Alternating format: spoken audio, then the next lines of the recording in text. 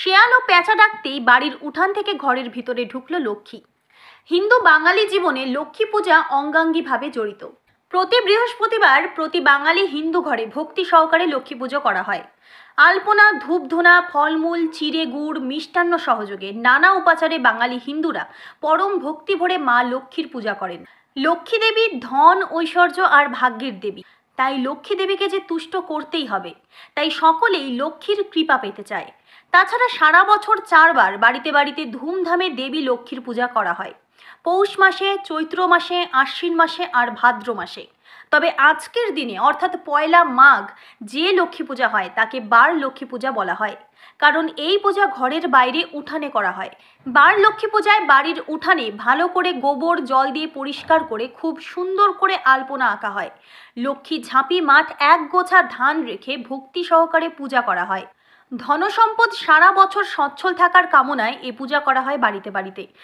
এই পূজার বিশেষ নিয়ম হলো, সন্ধ্যাবেলায় শেয়াল বা পেঁচা ডাকলে তবেই বাড়ির উঠান থেকে দেবী লক্ষ্মীকে ঘরের ভিতরে আবার স্বস্থানে রাখা হয়। আর সেই চিত্র দেখা গেল বাঁকুড়া জেলার ইন্দাস ব্লকের শিমুলিয়া গ্রামে। এটাকে বলে বাল লক্ষ্মী পুজো। বাল লক্ষ্মী পুজো বলে কারণ এই পুজোটা আমরা ধান দিয়ে, চাষিবাসীরা ধান দিয়ে ঘরের বাইরে পুজোটা হয় উঠোনে তুলসী তলায়, ওই জন্য এই পুজোটার নাম বাল লক্ষ্মী পুজো। আর এই পুজোর একটা বৈশিষ্ট্য হচ্ছে, মানে মা লক্ষ্মীর বাহন যতক্ষণ না ডাকবে ততক্ষণ ঠাকুরের কাছে কাউকে বসে থাকতে হবে, ঠাকুরকে পাহারা দিতে হবে। যখন মা লক্ষ্মীর বাহন ডাকবে তখন এই ঠাকুরটা আমরা ঘরে ঢুকবো, এই জন্য এই নাম বাল লক্ষ্মী পুজো। এখানে পুজো কি কি সরঞ্জাম লাগে?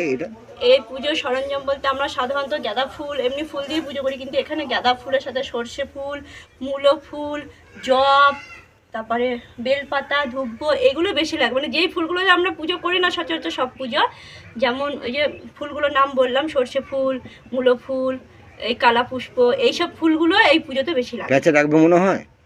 অবশ্যই ডাকবে, আজকের দিনে ডাকতে বাধ্য। এটা ঠাকুরের একটা মহিমা, আজকের দিনে ডাকবে। আপনার নাম? আমার নাম পূর্ণিমা সাহা।